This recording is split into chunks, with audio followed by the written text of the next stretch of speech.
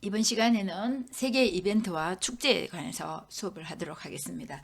10장에 가면 그 축제에 대해서 다시 한 번 더 거론을 하겠지만 축제에 관한 강의를 먼저 하고 또 재미있는 동영상을 한 개 보고 그 다음에 마지막 수업을 하도록 하겠습니다. 축제라고 하는 것은 실제로 처음에 축제가 생길 때는 지금처럼 그 유흥이 목표가 아니었었어요. 축제는 바로 인간 문화에서 신성한 어떤 그런 제사를 지내는 그런 의미에서 축제가 시작되었었어요. 그래서 신성한 시간의 개념에 관계된 축제를 보면 메소포타미아의 나산의 달이나 중국의 신년축제, 또 유태인들의 선택된 하느님의 백성의 축제, 그리스교도들의 하느님의 새로운 백성에 대한 축제 등등 이런 실제로 지금 우리나라 크리스마스 이러면 그날은 그냥 신나게 하루 노는 날로 생각하지만 실제로는 주께서 오신 그런 신성한 날이죠, 그지?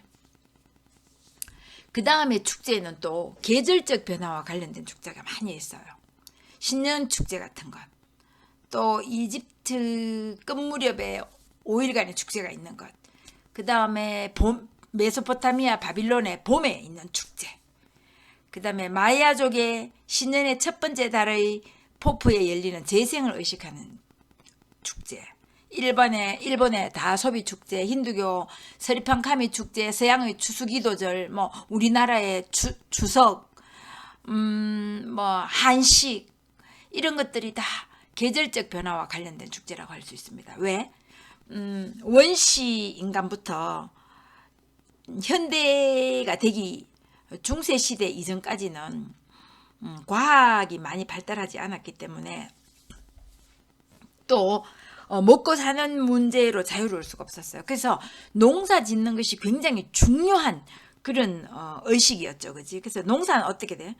기후의 변화에 맞춰서 농사를 짓습니다. 그런데 그 기후의 변화가 인간이 지금도 마찬가지지만 기후의 변화를 인간이 자기 의지대로 기후의 변화를 변화시킬 수 없는 거죠. 그래서 어떻게 했냐면은 농사에 알맞은 기후가 되기를 기원하는 그런 축제를 함으로써 또 농사가 끝나고 나면 신께 제사 지냄으로써 감사하는 그런 축제, 혹은 농사를 짓기 시작하기 전에 또 비라든지 해라든지 바람에 대해서 기원을 하는 축제, 이런 것들, 또 해가 바뀌면 또 새로운 신년에 안위를 비는 그런 축제들이 바로 계절적 변화에 관련된 축제라고 볼 수가 있겠습니다. 이어서 계절적 변화와 관련된 축제는 이렇게 이제 앞에 적었는 것과 약간 중복되죠, 그지? 이제 세 번째로는 그 밖에 신성한 축제가 있어요. 어떤 게 있느냐? 우리도 있죠, 그지? 출생에 의한 축제. 우리는 어떻게 해요? 매년 생일을 기리죠. 그리고 애가 태어나면 우리나라에서도 지금은 이제 많이 없어졌지만 금주를 친다든지 또 100일을 축하하는 것, 372를 축하하는 것, 그 다음에 돌을 축하하는 것, 이렇게 출생에 관한 축제가 있어요. 그 다음에 사춘기에 의한 축제가 있어요. 청소년에서 어른으로 가는 2차 성징이 나타났을 때 그것에 알맞은 축제를 하는 이런 것들이 있고요. 또 결혼식은 인간에 있어서 정말 커다란 축제예요. 왜냐하면 인간이 태어나고 죽는 것은 자기의 의지와 관계없는 거야. 내가 태어나고 싶어서 태어난 거 아니잖아. 그죠? 나의 의지와 상관없이 세상에 나왔어. 그 다음에 죽는 건 어떻게 해요? 자기의 의지로 죽을 수 있는 건 자살이야. 그렇지만 자살은 죄악이에요. 그죠? 그래서 죽음도 자기 의지로 선택하기 어려운 거야. 그러면 인생에 있어서 정말 대사가 있다면 거기에 오로지 자기 의지로 선택할 수 있는 것은 결혼이죠.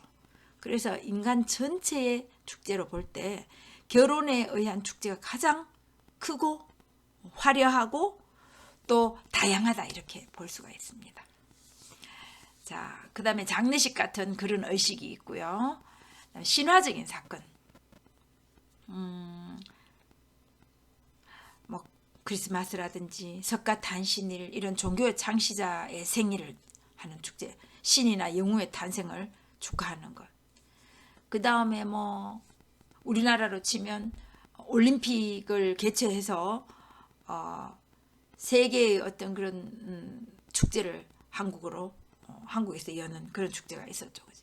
또 전쟁에서 이긴 것, 혹은 독립의 날, 뭐 이런 축제들이 어떤 나라에든지 있어요. 우리도 광복절이 있고 또 개천절이 있죠. 그지? 우리나라가 신화적인 축제라고 볼 수가 있습니다. 그 다음에 광복절이 있고 또 추석이 있고, 추석은 물론 뭐 계절적 축제에 속하지만은 그런 그 밖에 신성한 축제들이 많이 있죠. 그지? 환갑을 축하하는 축제도 있고, 또 뭐 백수를 하면 백수에 맞는 축제가 있고, 여러 가지 등등 인간 생활에서 무엇을 기념하는 그런 축제들이 벌어진다고 볼 수가 있습니다. 또한 어떤 축제들이 있냐면 그 마을에서 중요하게 여기는 축제가 그것이 이제 더 확장되어서 세계인이 즐기는 그런 축제로 변화되는 경우도 많이 있다고 볼 수 있습니다. 자, 현대에 와서 축제의 유형과 종류를 한번 볼게요. 현대에 와서는 물론 그런 앞에서 얘기했다면 신성시하는 축제와 제사 지내는 축제, 그 다음에 삶과 죽음과 출생과 결혼에 대한 축제, 또 계절적 축제, 아니면 그 나라의 어떤 신화적 축제, 이런 것들이 전통적인 축제의 양식으로 이어져 왔다면, 현대에 들어서는 사회적 문화적 행사를 기념하는 축제를 굉장히 많이 해요. 20세기 어떻게 해요? 20세기, 21세기가 일어났을 때 21세기 첫날 엄청난 전 지구적으로 축제를 했어요. 그지? 그리고 고대 그리스와 현대 올림픽 축제가 있죠. 그리스에서 시작되었지만 지금은 어떻게 해요?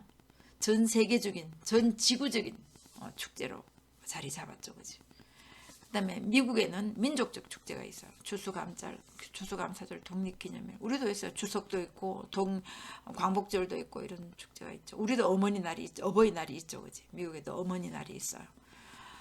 우리나라에도 국가재정 기념일들이 많이 있죠. 뭐 현충일도 있고 한글날도 있고 그런 축제들이 있어요.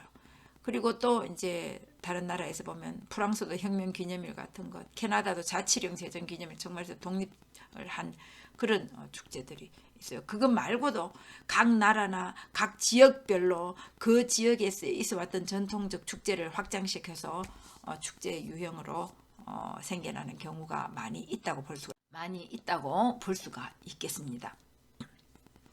그러면 도대체 축제는 도대체 인간에게 어떤 영향을 미치느냐, 그것을 한번 보도록 할게요. 축제는 종교적인 축제든 세속적인 축제든 혹은 전국적으로 이루어지는 축제든 아니면 뭐 지방에서 소규모로 이루어지는 축제든, 모든 축제는 특별한 사회적 심리적 요구를 충족시키는데 이바지해왔어요. 왜냐하면 축제가 그 사회의 공동체를 결속시키는 역할을 해요. 앞에서 우리가 문화를 배울 때 그 문화를 구별하는 요소 중에 동질감이라고 했죠. 그지? 그래서 이 축제는 그 지역의 어떤 공동체 간에 서로를 결속시키는, 동질감을 결속시키는 그런 역할을 했다고 볼 수가 있습니다. 그리고 또 사람들이 축제에 참가하면 어떻게 자기가 노력을 하고 적극적인 역할을 해야 되죠.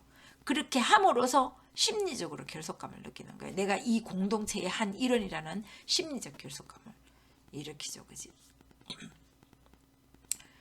그래서 축제는 보통 위기나 과도기에 발생하는 제도적인 변화들을 촉진시킬 수가 있어요. 어떻게 촉진을 시키느냐 하면 그 지역이나 그 국가에 불만이 있다든지 아니면 좋은 일이 있다든지 축제를 통해서 그것을 분출시킬 수가 있죠. 그치? 그래서 더 나아가는, 축제를 통해서 시민사회가 더 나아가는 그런 변화를 촉진시킬 수 있고 그 결과가 생길 수도 있어요.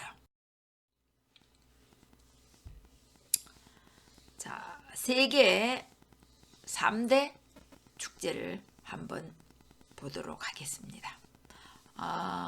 독일의 맥주 축제에서 미는 맥주. 우리가 실제로 이제 이런 많은 축제들이 있고 이것을 참가하고자 하는 의지가 있고 이래서 많은 사람들이 전 세계적으로 축제를 찾아다니고 하는데 지금 여러분들도 알다시피 여러 가지 상황으로 인해서 각 나라의 축제가 활성화되지 못하고 있는 안타까운 실정이에요. 그죠? 매년 9월 말에서 10월 초까지 2주간에 걸쳐서 가을 수확에 감사하는 옥토버 페스트가 있어요. 여러분들이 가보고 싶은 축제 중에 하나일 거예요.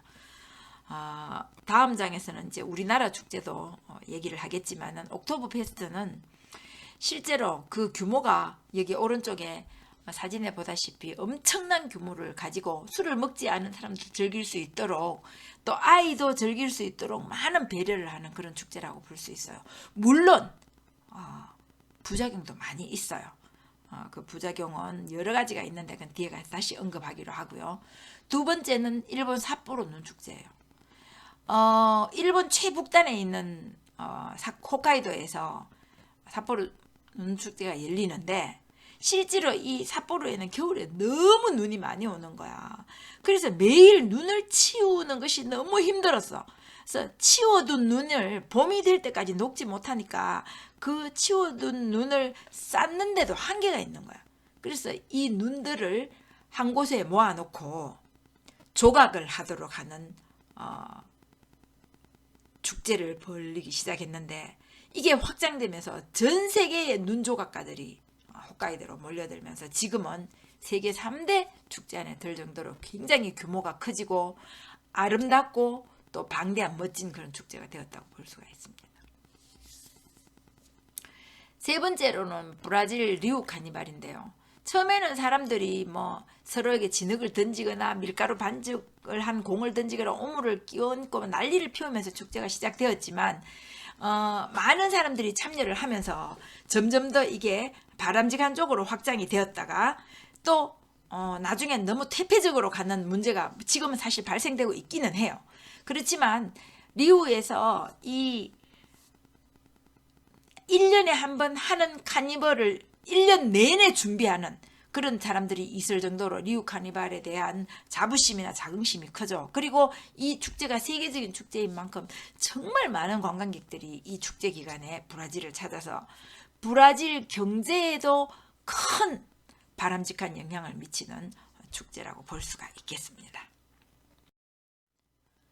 자, 그 외에 지역별 축제들을 한 번씩 보고 넘어갈게요. 여러분들도 한번 읽어보시면서 넘어가기 바랍니다. 자, 아시아에는 빙등제가 있어요.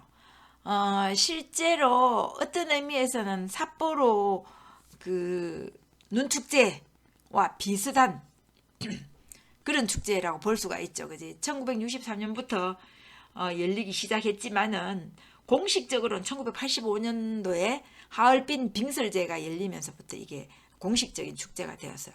역시 삿포로 축제처럼 1월 5일에서 2월 5일 사이에 눈과 얼음, 빙등제, 빙설제 등등이 별도의 장소에서 개최되는데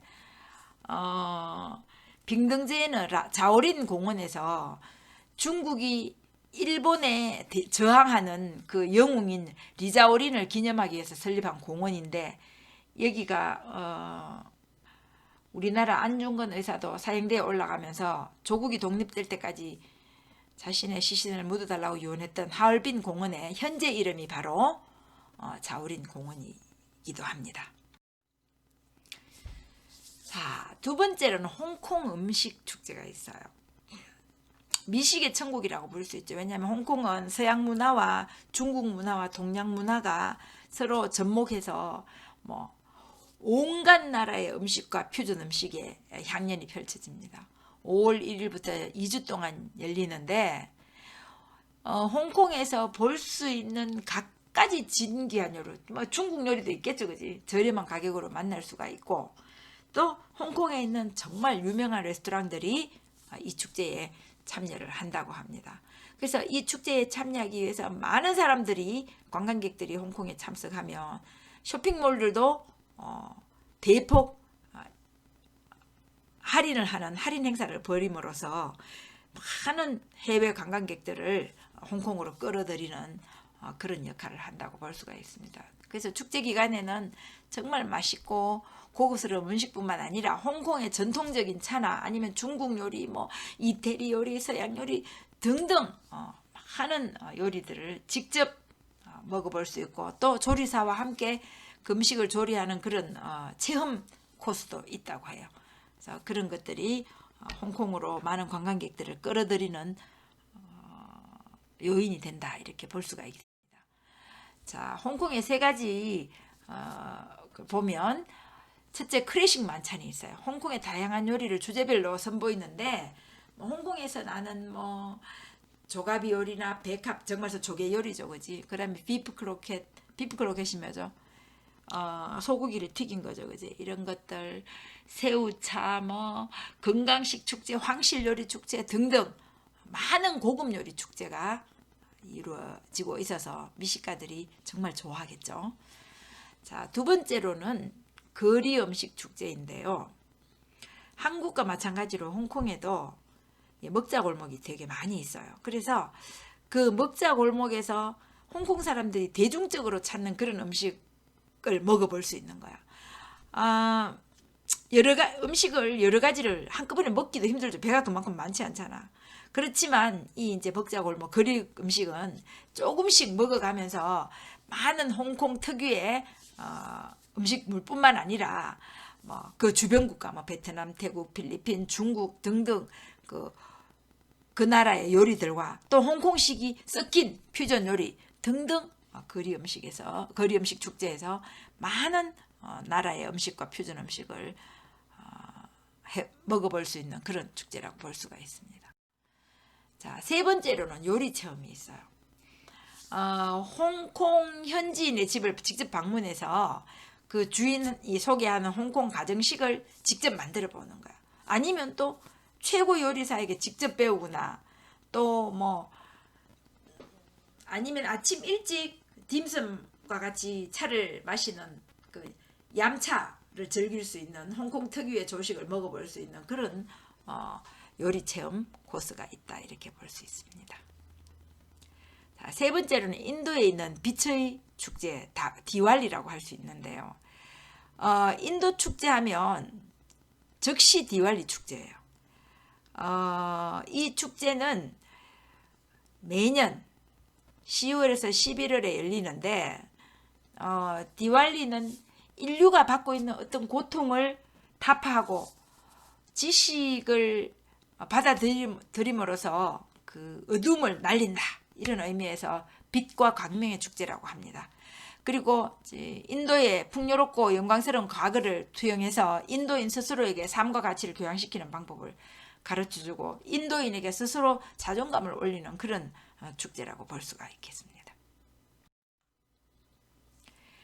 자, 타이완에서는 드래곤 보트 축제가 있어요. 기원전 277년 음력 5월 5일에 물에 투신해서 자살한 애국적 시인 구런을 구하려던 노력을 기념해서 시작된 이 축제는 현재는 용춤이나 사자춤 여러 가지 퍼포먼스가 있고 전통적인 어떤 절기 행사, 5월 단오잖아, 그지? 행사들과 어울려서 이렇게 신명 나는 축제로 거듭났죠. 그래서 대만 교통부 관광국에서는 이것을 전통 문화로 개성해서 발전시키고 또 다른 나라에도 많이 홍보를 함으로써 관광 자원으로 적극적으로 이용하고 있어요. 그래서 많은 외국인들이 이 축제를 즐기기 위해서 이 축제를 즐기고 보트 경기에 참가할 수 있도록 많은 배려를 하고 있어요. 원래 타이완에서는 이 국제 드래곤 보트 경기가 구런을 기념하기 위해서 시작되었지만 현재는 이미 국제적인 어떤 그런 보트 시합으로 발전되었다고 볼 수가 있겠습니다. 송크란 축제, 굉장히 유명한 축제입니다. 태국에 올해는 송크란 축제가 열리지 못했어요. 태국은 미소의 나라라고 해요, 그지? 인구 전체의 94%가 불교를 종교로 삼고 있어요. 그래서 불교 기본 이념인 윤회 사상이 생활 전반에 자리 잡고 있어요. 그래서 이성에서 자기가 어떤 덕을 쌓아야만 윤회되었을 때 내 생이 훨씬 더 그 행복한 인생을 누릴 수 있다 이렇게 생각을 해서 송크라는 태양년의 시작이라는 의미에서 태국의 구력에 따른 정월로 무더운 날을 시원하게 보내려는 뜻이 담겨 있어. 시원하게 어떻게 보내? 뒤에 가면 나오죠, 그지? 송크란이란 말은 오늘까지도 현재까지 전해오는 고급스러운 문장어인데 불경이나 고대인도 문학을 기록하던 범어에서 이 송크란이 유래되었어요. 그래서 이 축제는 인도 문화권인 미얀마, 라오스에서도 하고 있어요. 태국에서도 방콕뿐만 아니고 치앙마이 뭐 다른 어떤 지역에서 송크란은 종교적인 행사와 함께 모든 사람이 즐길 수 있도록 이게 벌어지고 있습니다. 송크란은 매년 4월 13일 시작해서 3일간 계속돼요. 왜냐하면 태국은 4월이 여름의 절정이에요. 그래서 축제 기일에는 가정주부들이 집안 대청소를 하고 오래된 옷가지나 가재도구 등을 태우는 봄 대청소를 하는 거야. 낡고 쓸모없는 것을 보관하면 애군이 따른다는 의식이 있기 때문에 많은 집안을 대청소하고 없앰으로 해서 새로운 어떤 그런 좋은 기운을 받으려고 하는 거죠, 그지? 그리고 젊은 사람들은 집안 어른들이나 부모님들 손바닥에 존경의 표시로 향기로운 물을 부으며 어른들은 축복과 함께 아이들에게 생활의 지혜가 되는 덕담을 함으로써 이 축제가 시작된다고 볼 수가 있겠습니다. 송크란 그래서 여기 지금 보는 것과 같이 물을 뿌리는 물축제로 자리 잡았어요. 그래서 물을 뿌리면서 시원한 더운 여름을 시원하게 날려보내려고 하는 그런 지혜가 들어있다 이렇게 볼 수가 있습니다. 자, 6번째는 마오리족 축제예요. 뉴질랜드 마오리죠, 그지? 뉴질랜드는 호주와 다르게 굉장히 그 원주민 동화 정책을 쓴 나라예요. 그래서 뉴질랜드가 가지고 있는 나라의 정체성에 마오리 원주민의 풍습이나 마오리 원주민의 어떤 마오리 말 혹은 그들의 문화가 그 뉴질랜드의 기본이다 이런 생각이 있어요. 그래서 마오리들의 행동이 굉장히 보편화되어 있고 심지어 뉴질랜드로 이주한 많은 그 서양인들도 마오리족 언어를 배운다든지 마오리족의 어떤 그런 풍습을 체험하고 그것을 받아들이는 쪽으로 교육을 하고 있어요. 그래서 마오리족의 축제 기간에는 마오리 고유의 춤을 신명나게 춥니다. 실제로 관광을 가보면 호텔 같은 데서 마오리족 축제의 그 축제를 무대 위에 올려서 실제로 공연을 하는 경우가 많이 있지만 마오리족 민속춤을 보면 굉장히 우스꽝스러울 수도 있어요. 오늘 얼굴이나 몸에는 문신을 했는데 남자들이 하카를 추면서 눈을 부릅뜨고 혀를 밖으로 꺼내서 날름거리는 동작을 취해요. 이렇게 보면 되게 우스꽝스럽지만은 실제로는 상대를 약을 올려서 격분을 시켜서 덤비도록 유인하는 거예요. 실제로 막 호전적인 마오리족이 사람을 먹는 풍속이 얼마 전까지도 있었다고 해요. 그래서 또 어떤 종족과 싸워서 이기면 그 해골이라든지 뼈를 보관하는 그런 습성도 있었어요. 그래서 사람의 고기를 먹었던 것은 주술적인 승리와 힘을 얻을 수 있다고 믿었기 때문에 그렇게 했죠. 지금은 이제 없어졌지만 그래서 이렇게 이제 식인의 풍습과 마오리족 풍습이 있는데 여러분들은 기억할지 모르겠지만 몇 년 전에 이 마오리족이 한국 광고에 출연을 한 적이 있었어요. 원래 광고였는데 되게 우스꽝스럽게 그 회화했었어요. 그래서 사람들이 그걸 막 웃으면서 그러니까 막 우리 쪽에서 보면 약간 개그 같은 그런 우스꽝스러운 걸 부각시켜서 원래를 광고를 했는 적이 있었어요. 그랬는데 그 얼마 가지 못하고 그 광고를 내렸어. 왜냐하면 뉴질랜드 정부에서 공식적으로 항의를 했어요. 왜냐하면 그게 원래 우스꽝스러운 행동이 아닐 뿐더러 뉴질랜드의 정체성을 말하자면 훼손시켰다고 생각을 한 거야. 그래서 굉장히 불쾌하게 항의를 받아서 얼마 지나지 않아서 그 광고 자체가 내려졌었어요. 왜냐하면 우리 눈으로 보는 것은 우습지만 그 사람들에게 굉장히 심각한 그런 행위였죠. 그지? 우리가 앞에서 문화의 이해에 대해서 배웠을 때 우리가 타 문화에 대해서 그 문화를 이해하지 못하고 자기 국 문화의 입장으로 타 문화를 보게 되면 어떻게 돼?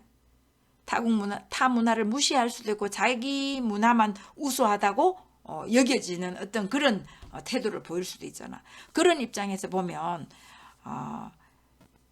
뉴질랜드 정부가 충분히 항의할 만했다 이렇게 볼 수가 있습니다.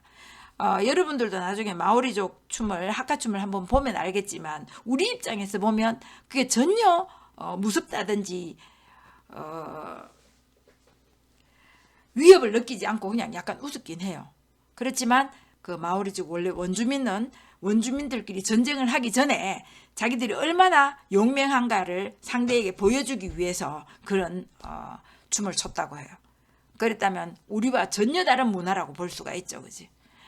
또 마오리족 여성들이 추는 포이춤이라고 있는데 아주 짧은 치마를 입고 부드러운 노래소리에 맞춰서 춤을 추는데 아름다운 춤이라고 볼 수가 있습니다.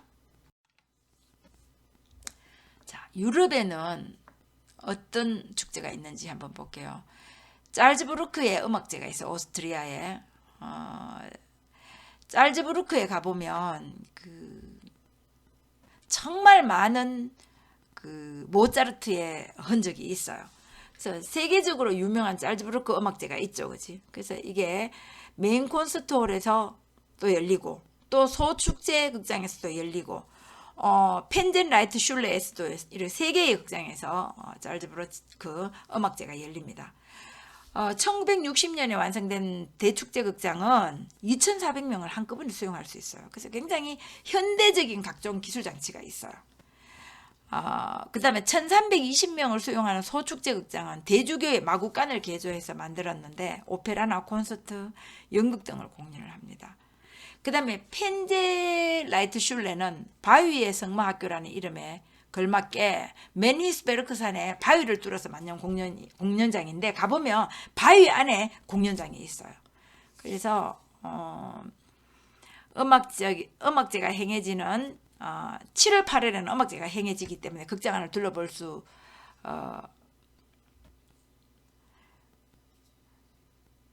없지만 7월 8일을 제외하면 극장 안을 둘러볼 수 있는 가이드가 있어요. 그래서 45분 동안 이 투어를 해보면 극장 안이 얼마나 사치스러운가에 대해서 깜짝 놀랄 정도라고 볼 수 있습니다. 그것은 짤즈부르크가 음악을 전달하는데 어떤 전문적인 혹은 어떤 감동을 선사하기 위해서 얼마만큼 대단한 노력을 기울였는가를 볼 수 있는 그런 축제라고 볼 수가 있겠습니다. 자, 프랑스의 니스 카니발이 있어요. 1878년에 시작되었어요. 니스 카니발이. 그래서 18세기에 베네치아 카니발의 전통을 이어받은 유일한 카니발로 알려져 있어요. 그래서 이 카니발은 꽃마차 경연대회, 기마행진, 가장행렬, 색종이 뿌리기, 밀가루 전쟁 등등 정말 많은 컨셉으로 구성이 되어 있고 또 참회 화요일에는 사육제, 그다음에 최종일 저녁에는 미국의 해 이렇게 해서 카니발 황제가 화장되고 불꽃놀이가 끝나면 카니발은 막을 내립니다. 실제로 니스 카니발의 절정은 1870년 사육제 때 관광객들을 즐겁게 해주기 위해서 생겼는데 꽃마차 경연이야. 말이 끄는 꽃마차가 수많은 꽃다발을 교환하는 놀인데 반짝거리는 금속 조각들로 장식된 의상을 입고 머리에는 깃털을 꽂은 마네킹들을 실은 꽃수레와 형형색색의 꽃다발을 수천 개의 꽃송이로 꽃마차를 만들어요. 그래서 이 꽃마차에서 미녀들이 사육제 구경을 온 수십만 관중들에게 꽃송이를 계속 던지면서 니스 거리를 돌아다녀요. 그래서 정말 행복한 마음을 느끼게 할 수 있는 그런 카니발이라고 할 수가 있겠습니다. 자, 노르웨이의 바이킹 축제가 있어요. 유럽인이 굉장히 지금은 선진국가에 속하고 노르웨이도 세계에서 가장 잘 사는 나라 중에 하나죠, 그지? 그렇지만 사실 중세 이전에 유럽은 굉장히 무지한 곳이었어요. 특히 노르웨이, 핀란드 이런 곳은 바이킹이 사는 국가였죠. 실제로 내가 노르웨이를 가봤는데 노르웨이는 바다에서 육지가 평지가 없이 바로 산이 솟아 있을 정도로 굉장히 열악하고 자연 환경이 정말 안 좋은 국가예요. 물론 아름답기는 합니다. 그렇지만 그 시대에는 아름다움이 중요한 게 아니라 먹고 살 수 있는 식량의 확충이 굉장히 중요했겠죠. 그런데 노르웨이는 식량을 키울 수 있는 그런 땅이 별로 없어. 그래서 어떻게 하냐? 해적지를 해야만 먹고 살 수 있었던 거예요. 그래서 노르웨이 갔을 때 노르웨이 박물관에 갔더니 정말 아무것도 없었어. 문화라고 할 만한 문화적 가치가 있는 게 별로 없었어요. 단지 이제 이 사람들이 그나마 자기들의 그 바이킹 문화, 정말해서 해적지를 할 때 사용했던 배, 무기 이런 것들 정말 잘 보존해 놨더라고. 그걸 자기들의 문화라고 얘기하고 싶은 거지만 자기들은 어쩔 수 없는 문화였지만 해적이 뭐죠? 바다의 도둑이라는 뜻이잖아. 그러면 그 해적에게 피해를 입은 많은 국가의 배들은 어떻게 돼? 정말 싫었겠죠, 그지? 그럼에도 불구하고 또 다 문화를 이해하는 데는 그 노르웨이나 핀란드에 사는 많은 사람들은 자기 가족이나 자기 국민을 먹여 살릴 수 있는 방법이 없었던 거야. 그게 아니면. 그래서 이제 물론 그 일부 사람들은 그 뭐 바닷길을 통해서 무역도 하고 시장에서 장사도 하고 약간의 그걸 키우기도 했지만 일부분의 사람들은 정말 악명 높은 그런 바이킹이 있었죠, 그지? 그래서 배를 잘 다루고 손재주가 있는 그런 사람들이 현재의 노르웨이 사람들의 조상이었다고 볼 수가 있습니다. 최근에 밝혀진 고고학적 연구 결과를 보면 바이킹은 손재주가 굉장히 좋았다고 해요. 뭐 현재에 와서는 민주주의 신봉자라고 확인되고 있다고 하는데 역사는 어떻게 된지 알 수 없지만 내가 노르웨이 갔을 박물관에 봤을 때는 아무런 문화적 가치가 있는 건 전부 다 바이킹 해적에 관한 문화였었거든요. 그래서 아마 그 당시에는 그렇게밖에 할 수 없었던 그런 시대적 배경이나 기후적 배경, 환경적 배경이 있지 않았나 이렇게 볼 수가 있어요. 또 이제 이렇게 바다를 면하고 해적을 하면서 살았기 때문에 굉장히 해양 문화나 혹은 그 조선 문화가 발달을 했다고 볼 수가 있어요. 그래서 콜럼버스보다 500년 먼저 북미 대륙을 밟은 탐험가가 있었어요. 그래서 이 사람들이 하는 그 선박 제조 기술이라든지 이런 것은 굉장히 뭐 세계적인 최고 수준의 선박을 건조할 정도로 실력이 뛰어났다고 볼 수가 있습니다. 그래서 이때 유선형으로 제작된 기동성이 뛰어나고 얕은 바다에 활동할 수 있었던 이 배들이 현재도 세 척이 실존을 하고 있고 바이킹 선박 박물관에 가면 이 아름다운 배들이 있어요. 저는 직접 봤어요. 근데 배가 정말 옛날 영화에 나오는 것처럼 미적 감각이 있는 그런 배였었어요. 진짜 예뻐요, 배는. 자, 바이킹 축제에 나와 있는 많은 노르웨이 사람들 진짜 신장이 크더라고요. 피부도 희고 약간 내가 그렇게 느껴서 그런지는 알 수 없지만 좀 세게 보이고 호전적으로 생긴 사람들이 좀 많았었다 이런 기억이 있네요. 자, 루마니아의 드라큘라 축제를 한번 볼게요.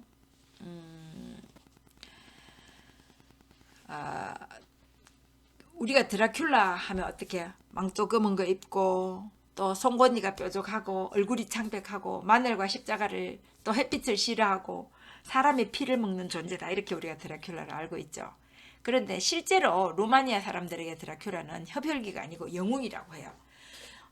실제로 드라큘라 가문이 있대요. 그래서 루마니아 남부 마을에 가면 드라큘라에 대해서 감사를 표시하는 축제를 벌이는데, 루마니아 남부에 있는 뽀에나리성 부근에 아레프라는 조그만 마을이 있어요. 그래서 여기에 시골 노인들이 아이들에게 드라큘라에 대한 전설을 얘기해주고 1년에 2번씩 드라큘라를 기리는 축제를 벌이는데, 그 축제에서 드라큘라 영주가 자신들을 주었기 때문에 편안하게 살았다는 감사의 뜻과 이 드라큘라 백작의 용맹성을 칭송하는 춤을 춥니다.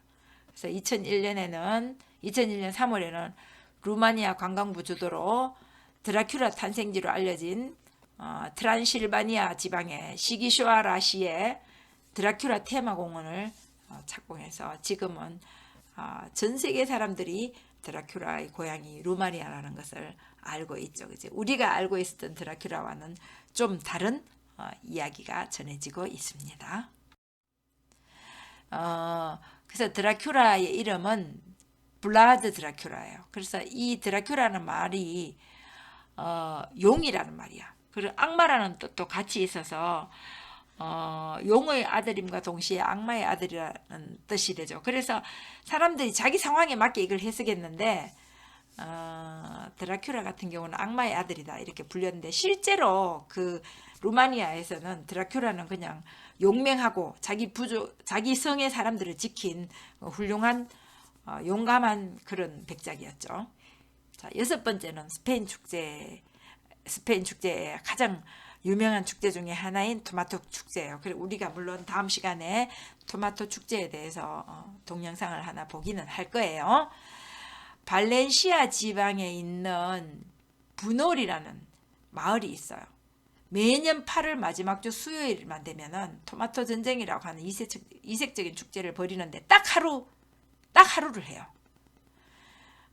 축제 참가자들이 토마토를 서로에게 대해서 막 사정없이 던지는 거야. 근데 그것도 1시간 동안 던져요. 마을에 있는 모든 사람들이 이 1시간 동안 서로에게 막 던지는 거야. 도마도 전쟁을 치르는 거예요. 그래서 온 동네 사람들이 도마도 범벅이 되는 거야. 막 집이든 사람이든 막 거리든 길이든 도마도로 완전 뒤덮이는 거예요. 그런데 그날 하루 딱 1시간 동안 이걸 하고 더 이상 못하는 것이 법률이에요. 그래서 물론 토마토 축제를 하면서 웃고 떠들고 일탈을 하고 스트레스를 해소하고 이렇게 하죠. 그래서 뷰넬에서 처음에는 그냥 마을 사람들끼리 조그맣게 토마토를 던지는 그런 행사를 하다가 갑자기 이것이 방송을 통해서 알려지면서 전 세계에서 뭐 수십만 명이 한꺼번에 뷰넬에 8월 마지막 주 수요일에 이걸 참석하기 위해서 오는 거야.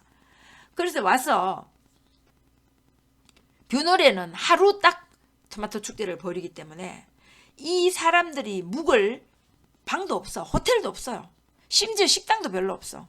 왜냐하면 이 단 하루의 축제를 위해서 호텔을 지을 수는 없잖아. 이 단 하루의 축제를 위해서 많은 레스토랑이 있지 않죠. 그지? 그래서 이색적이게도 이 축제 기간 동안에 뷰놀에서는 노숙을 허용합니다. 정말 신기하죠. 그지? 노숙을 허용해요. 그리고 뷰놀에 사는 시민들은 하루 동안 벌어지는 이 정말 그 뒤처리가 너무나 어려울 거 아니야. 이 뒤처리를 전혀 싫어하지 않고 자기들도 같이 이 축제를 즐기고 청소를 하고 사람들에게 물을 제공하고 이렇게 하면서 세계적인 축제가 돼서 절대 생각해보면 뭐 그렇게 마을에 경제적인 어떤 이익을 주는 것도 아님에도 불구하고 이 축제가 전 세계 젊은이들에게 열광되는 그런 축제로 자리 잡았다 이렇게 볼 수가 있겠습니다. 지금은 스페인을 대표하는 축제 중에 하나가 되었어요. 자, 여기에 보면 축제하는 거 보이죠, 그지? 이렇게 왼쪽에 보면 이렇게 토마토를 실어와요. 실어와서 이 토마토를 밖으로 던져줍니다. 그러면 사람 밑에 있는 사람들이 보이죠? 받아서 서로에게 이렇게 던지고 이 온 마을의 바닥이 이렇게 토마토에 도마도의 물결이 됩니다. 그러면 사람들은 이 도마도 속으로 자신이 뛰어 들어가기도 하고 남에게 던지기도 하면서 축제를 즐겨 1시간 동안 정말 자기의 모든 정열을 힘을 다 바쳐서 도마도를 던지는데 사용을 하죠, 그지? 그리고 이것이 딱 끝나고 나면 사람들은 토마토를 치우고 정리하고 그 1시간 동안의 어떤 그 카타르시스를 통해서 자기가 그동안 눌러왔던 모든 것을 바깥으로 던지고 행복감을 가지게 됩니다. 그래서 이 토마토 축제는 지금도 많은 사람들이 하고 있는데 올해는 아마 열리기 어렵지 않을까 이런 생각이 들어요.